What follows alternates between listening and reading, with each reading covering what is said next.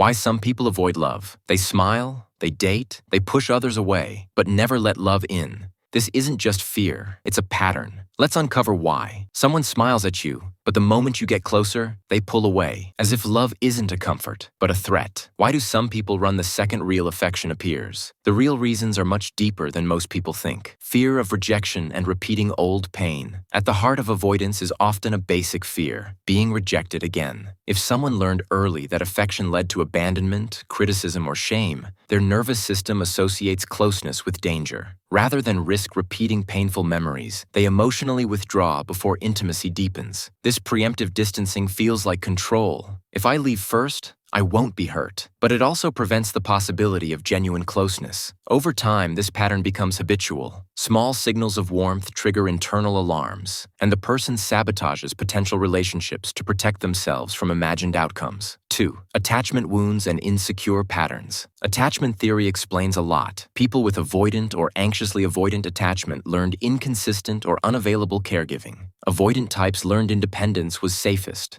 so they downplay needs and emotion. Anxious avoidant individuals oscillate between craving closeness and fleeing it when it gets real. These attachment wounds shape automatic responses, emotional shutdown, sarcasm, or sudden distance when a partner expresses affection. These are not deliberate cruelty. They are learned coping strategies that worked once, but now block healthy adult intimacy. Recognizing attachment patterns is the first step toward change. 3. Identity and fear of losing self. Some people avoid love because they fear losing autonomy or identity. For them, relationships suggest compromise and dilution, giving up time, habits, or the self they fought to build. This is common among people who achieved independence through struggle or those who equate vulnerability with weakness. To stay safe, they prioritize personal freedom over emotional risk. The cost is loneliness. The benefit, perceived safety. Helping these individuals see that closeness can coexist with autonomy and that healthy boundaries protect the self rather than erase it is essential for bridging this divide. 4. Low self-worth and unworthiness beliefs.